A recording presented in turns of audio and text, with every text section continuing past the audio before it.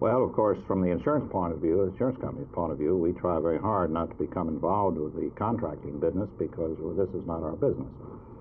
We try to get the money to the people. We oftentimes work with them to try to help them to get some contractors that they might select from. But we feel our primary objective is to get the money into their hands and let them do what they can with it. How long do you think it will take to rebuild Lubbock? Well, of course, some of the city is going to take a long time. If these large buildings were damaged as severely as I understand they are and have to be torn down, well, those are going to take a few years to replace if they decide to replace them. The average homeowner, I would think that at least the minor damage, well, most of that ought to be in good shape in 2 or 3 months. The ones that have had severe damage where they have to build the whole house over, that's going to take more time. There's going to be some cases where I'm sure there'll be some unhappiness that they feel it's our fault.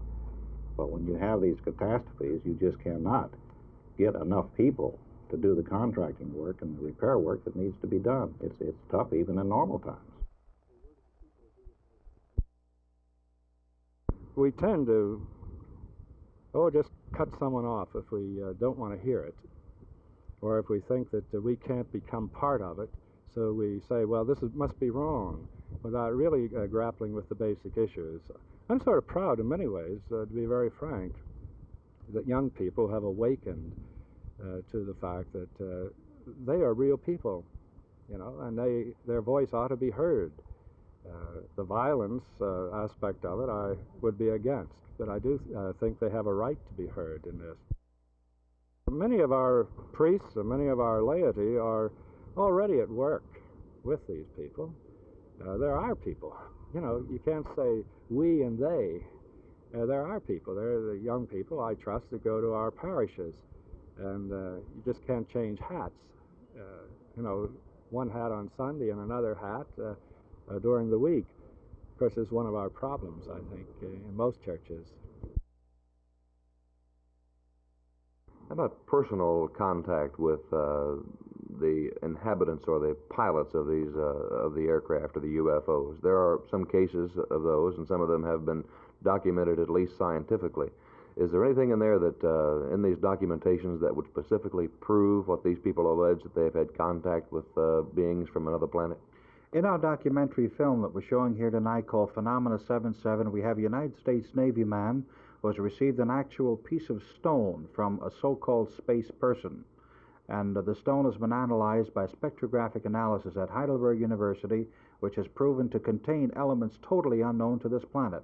This would constitute sufficient evidence to cause many questions to arise.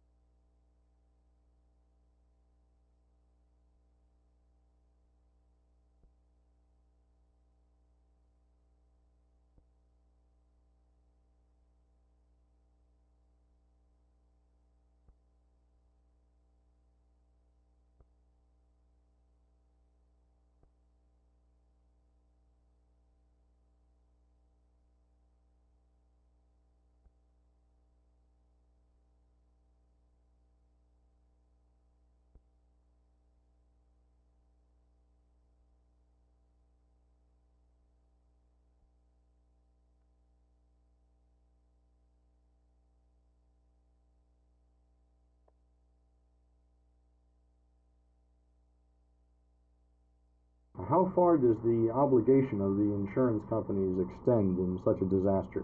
Well, we've received a premium, and I'm not trying to be, it's a hard situation. We've received a premium, and we've said we'd do certain things. We would pay them the money to repair or replace the property.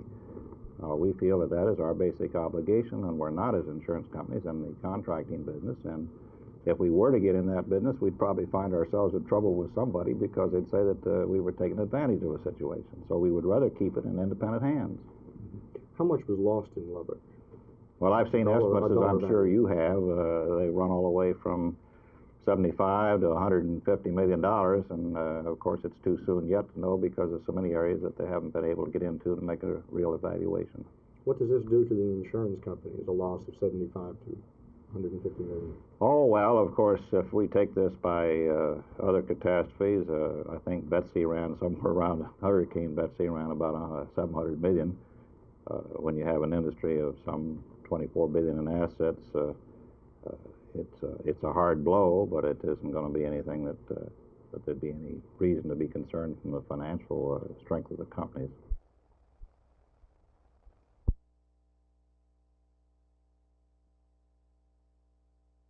Some people have said that Dallas is pretty conservative. Bishop Davies, are you a liberal?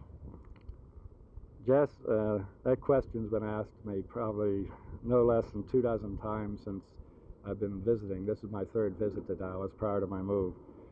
I am not a liberal, nor will I admit to being a conservative.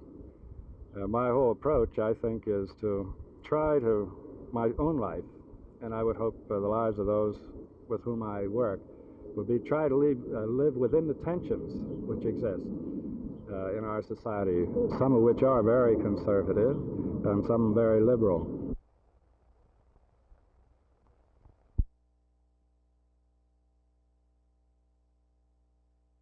Dr. Strange, has interest amongst the public decreased somewhat about UFOs since the disbandment of the Air Force Committee to investigate the UFOs? As far as our committee is concerned, no. Simply because we've had more and more inquiries from all parts of the United States since the Condon report's gone into the President. What kind of physical evidence, irreproachable evidence, is available to the public for the stand for UFOs? Well, sir, the evidence that's come into us is in the form of photographic evidence, which can be easily faked. But you have an enormous amount of signed, sworn affidavits by responsible people who were present when the pictures were taken. Other evidence involves actual hardware from a UFO that exploded in West Germany that contains elements totally unknown on this planet.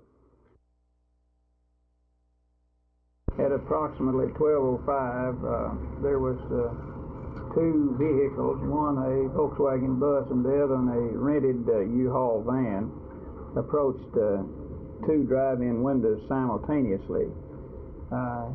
There was one male in each truck or vehicle, and they passed a note to the teller, the drive-in teller, that put the money in the bag and did show the gun, and they complied, and then they immediately left, turned right on Carrier, and then left again and abandoned their vehicles and into another vehicle.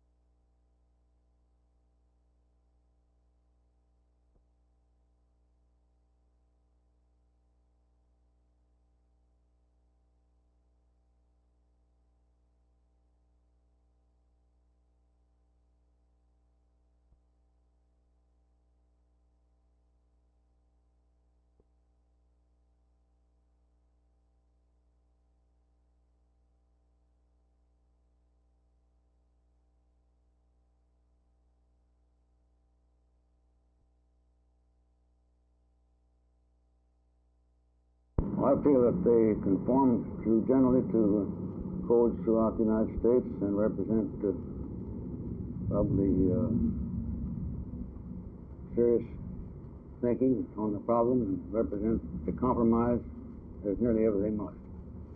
It does contain a provision in it which will provide a single exit arrangement after a certain number of square feet or planned in an apartment. Then 2 separate exits are required, but they must be located a distance apart by formula, per se, not a front door, back door concept. But they couldn't be, say, 2 doors side by side.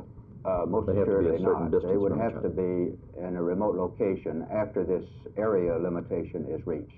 So to a degree, it depends on the size of the apartment. Yes, sir.